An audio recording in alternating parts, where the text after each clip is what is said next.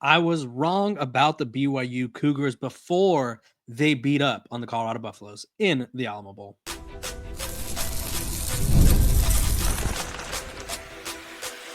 You are Locked On Buffs, your daily podcast on the Colorado Buffaloes, part of the Locked On Podcast Network, your team every day. Welcome to Locked On Buffs. I'm your host, Kevin Borba. Today's brought to you by the Locked On Podcast Network. It's your team every day for free and available wherever you get your podcast. I want to thank you guys for making me your first listen of the day. We're free and available wherever you get your podcast. Like I said, if you want to become an everydayer, I highly recommend it. My everydayers, you know who you are, you like, you subscribe, you follow, you make this show possible, and we continue to grow this community. Let's just dive right into it. I'm getting a lot of BYU slander in my mentions for a topic that I was asked to discuss on another show, Locked On Big 12 with Drake Toll. And I'll give you guys a little bit peek behind the curtain. Did I think Colorado was going to win? Yes. Did I think that Colorado was going to absolutely blow BYU out of the water?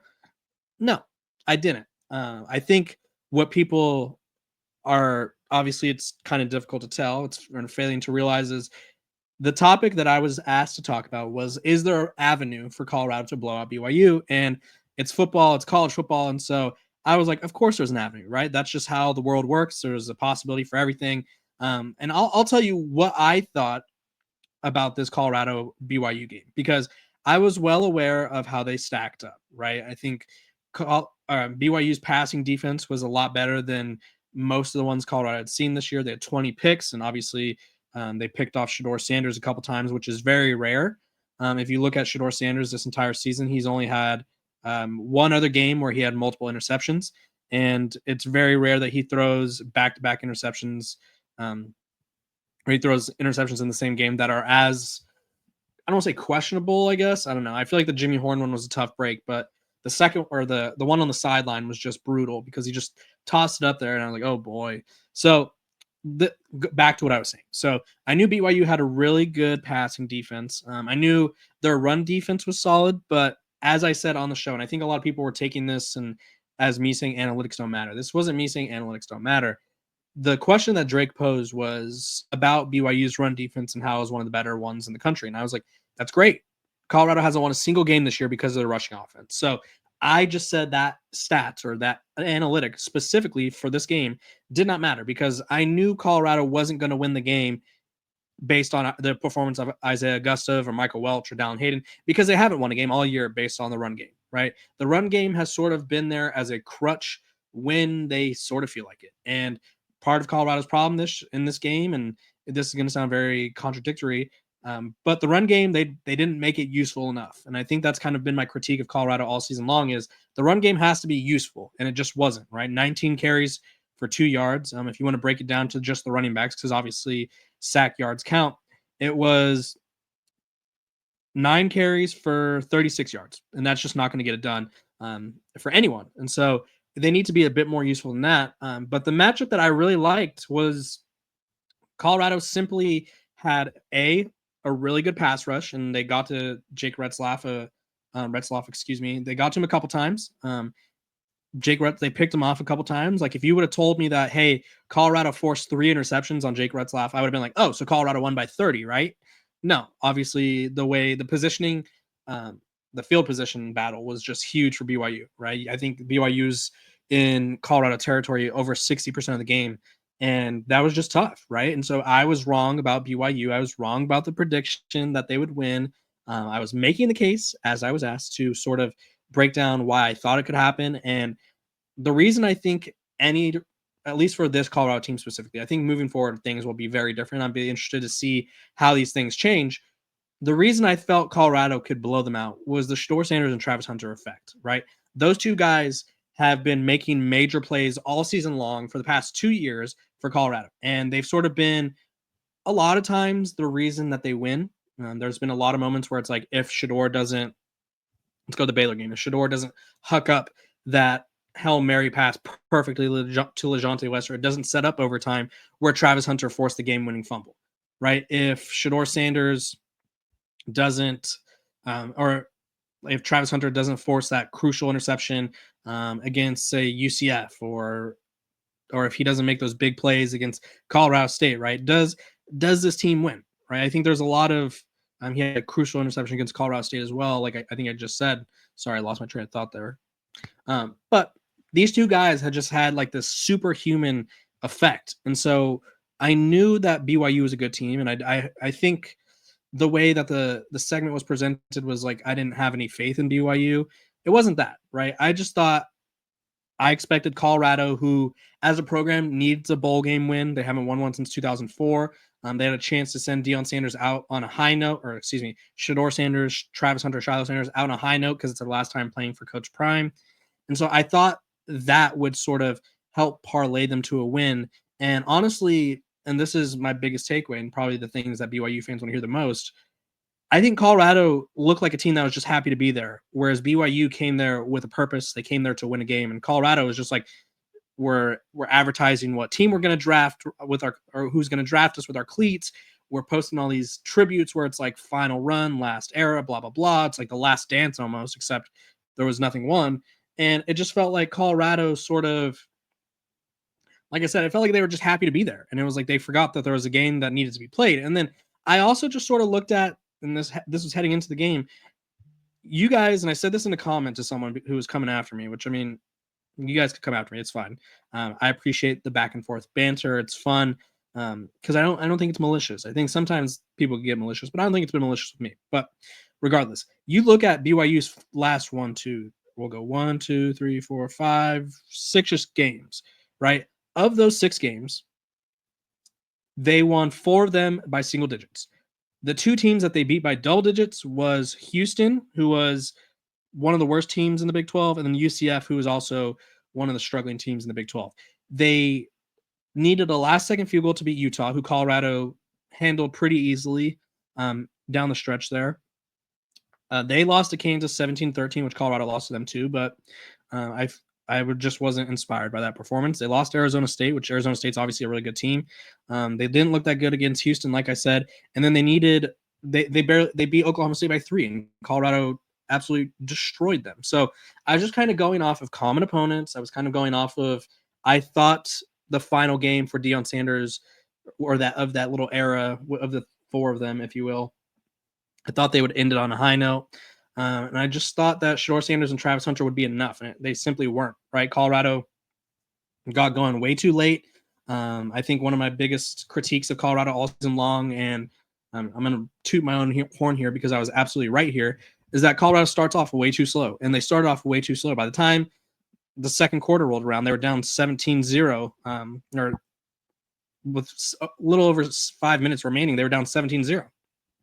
And then third quarter rolls around, they're down 27-0. Like by the time Shedeur Sanders hit Travis Hunter for that touchdown, it was 27-0, and there was really no signs of the defense really being able to make up for the offense's lack of production, right? I think it's very rare for Colorado to be outgained, let alone be outgained by over 100, 120 yards.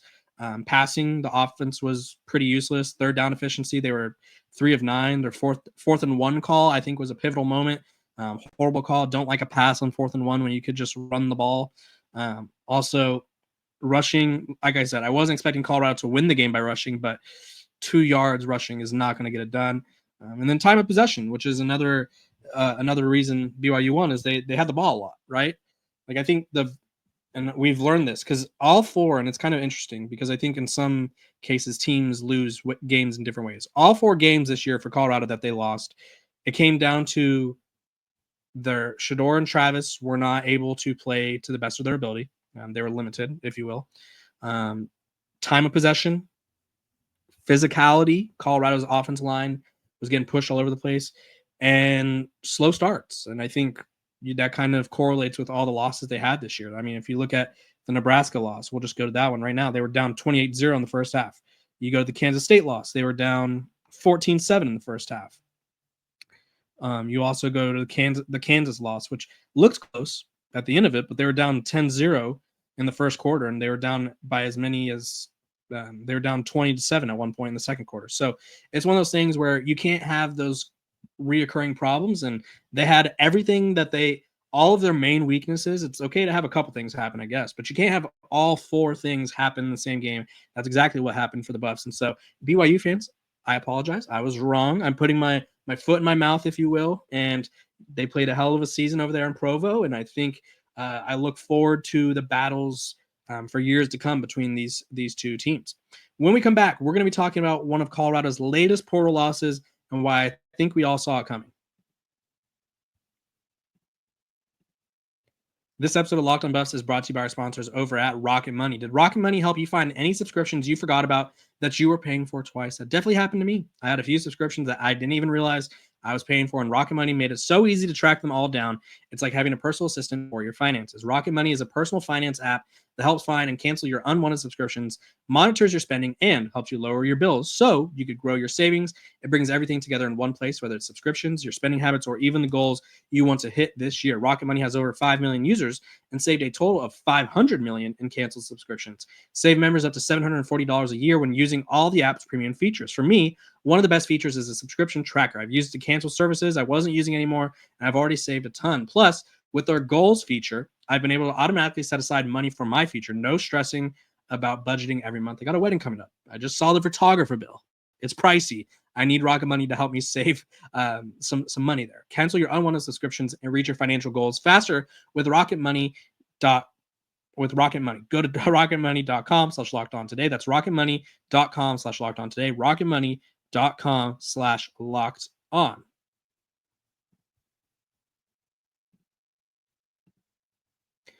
Welcome back to Locked on Buffs. I appreciate you guys for tuning in every single day, making me your first listen of the day. We're free and available wherever you get your podcast. So thank you guys for tuning in. Like I said, every day, making me your first listen of the day. If you're not an everydayer, I highly advise you to become one. We have a lot of fun. We talk, we bond, we go over where I was right, where I was wrong, like I just did with BYU fans. I know they were waiting for that one because they were coming after me. Those guys in Provo, they get after it. So I appreciate all the support that you guys give me. Let's talk about it. Hank Sinkus just entered his name into the transfer portal, and I think it's a disappointing development, but I think it's one we all saw coming. Realistically, I think he was probably the lineman that I was most excited about this year, and I think he had good moments. I don't want people to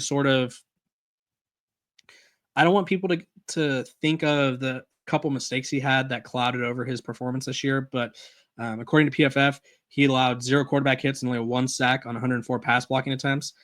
His problem, and I think this is kind of what led to him losing the trust of the staff and Shedeur Sanders a little bit, was he sort of, in a couple games, I know one of them was Texas Tech. I don't remember the other one. It was in consecutive weeks, though.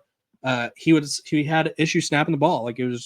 He'd snap the ball when Shedeur Sanders was in the middle of checking for the linebackers or doing whatever.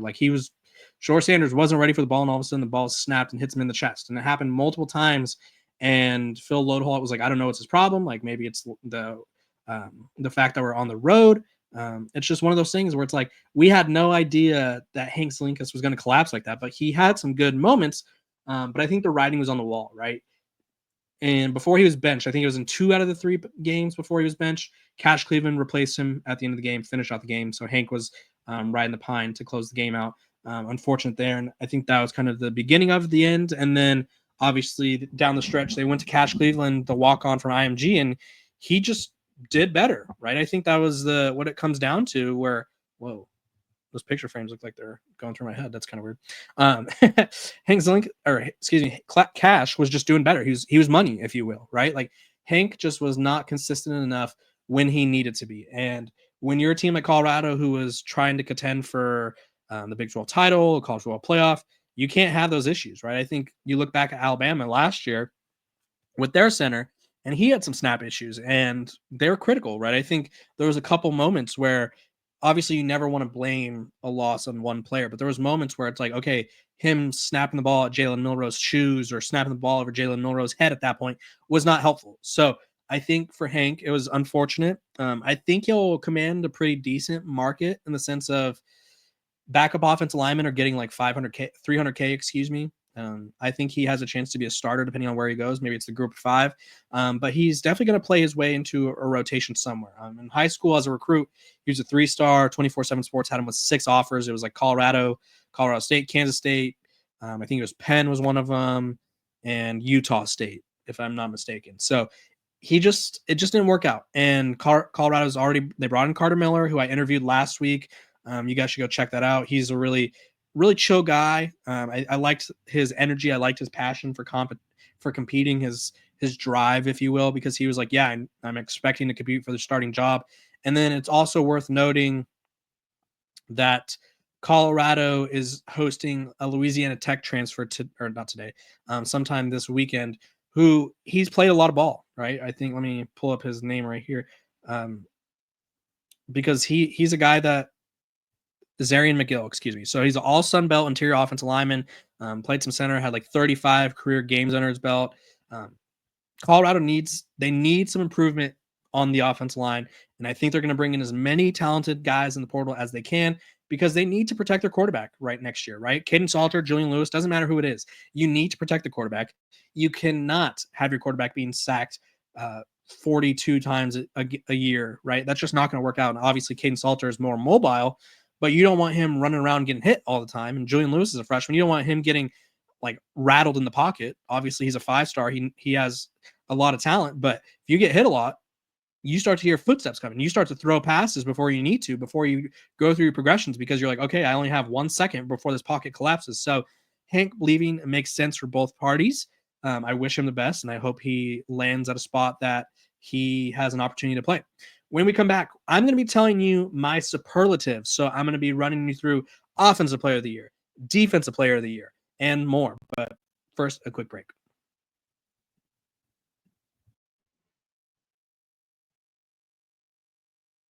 Welcome back to Locked On Buffs. Appreciate you guys for tuning in every single day, making me your first listen of the day. We are free and available wherever you get your podcast, so make sure to like, subscribe, and follow. I greatly appreciate it. My everydayers, you know who you are.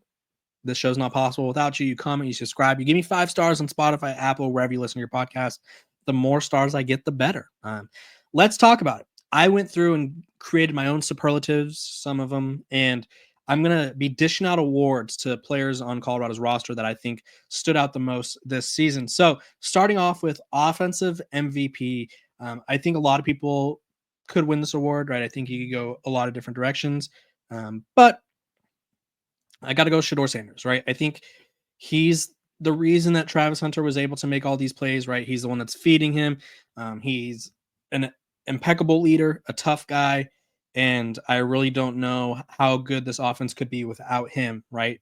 So he's my offensive MVP. He finished the year, for those of you who don't know, with 4,100 passing yards, 74% completion percentage, 37 touchdowns. He was sacked 42 times. Despite that, he stuck in there, was a dog every single day. Defensive MVP, I'm going to Travis Hunter. And I think Travis made a huge impact in a lot of different ways. He won them a game against Baylor. He had 4 interceptions, 11 pass deflections, which was a team high. He's the best corner in the game. He's the best defensive player in college football. And obviously that award has to go to him. I think people get caught up in sort of what he does on offense because the ball's in his hands. But even when Travis isn't deflecting passes or intercepting passes, he's forcing quarterbacks to throw it and test other corners, or he's forcing quarterbacks to scramble into Colorado's pass rush because quarterbacks have to be aware of where he is. And you don't want to just keep testing Travis Hunter because it doesn't always end well. So he's my defensive MVP. My breakout star on offense was LeJontay Wester. I think he was a guy who stepped into a similar role that Jimmy Horn Jr. had last year. Obviously, Jimmy was injured this season. But there was a lot of games where LeJontay sort of had the play that broke Colorado out of the funk. It was Texas Tech. It was, I think, Cincinnati. He had a big play where it was like, okay, because of him, they were able to break out of the funk.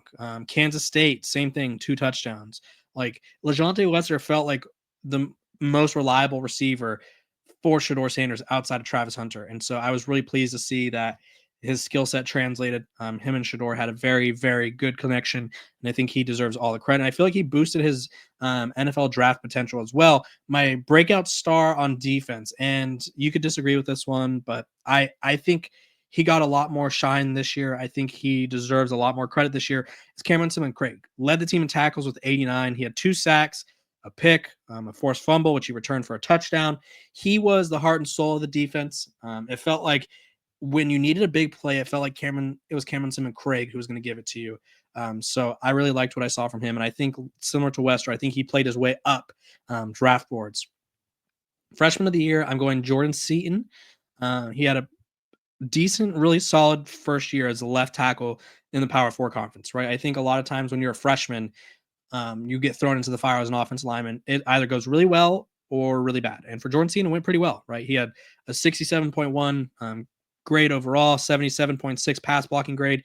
Run blocking grade can improve, but I think that has to go with all of what Colorado needs to do. They need to improve as a unit, whether it's the running backs, offensive linemen. So really liked what I saw from Jordan Seaton. I think he's going to serve as a cornerstone of that offensive line for years to come. And I think that they're going to try to build around him to sort of protect who's ever back behind center. Brightest future. I went with Colton Hood. So I think part of this reason was I wanted to go with a guy who I think we saw a little bit, but we didn't see a lot of. But Colton Hood is a big play waiting to happen, right? He's filled in a couple times. He had 2 interceptions, 105 yards and interception returns. Should have a touchdown, but I think he's running so fast he tripped himself up. With Travis Hunter gone, and who knows the status of what the rest of the secondary will look like, I think Colton Hood has a legitimate chance to establish himself as one of the better corners in the Big 12 next year, if he earns that role where he's playing or starting the majority of the game. Biggest portal loss for the Buffs after this season is Nikhai Hill-Green. I just feel like they're losing a lot of leadership. They're losing one of the hardest hitters in college football. He went to Bama, if you guys didn't know. I think he helped transcend that run defense. And I really, obviously Colorado was always expecting him to leave, but had they known, or had people known that there was a possibility, like he had eligibility, but the thought was he was going to leave for the NFL. Had people known that there was a possibility he'd return to college, I think it would have been really nice to see what he could do next year on that Colorado defense. And then special teams player of the year, Alejandro Mata. I doubted him at the beginning of the year. He had some missed kicks that I thought were pretty crucial, but he ended up making all of his extra points and 80% of his field goals. So I think he was reliable when Colorado needed him. There you could go back and circle a few moments, but reliable when Colorado needed him. I think there's a reason Coach Prime has so much trust in him. So really big shout out to him. And then the most underrated portal get for Colorado had to be BJ Green. There was, which this isn't an indictment on anyone. The film spoke for itself, but when BJ Green came to Colorado, there was like this sort of thought and narrative that he lacked hustle, he lacked effort. Who knew if he was going to crack the rotation kind of thing.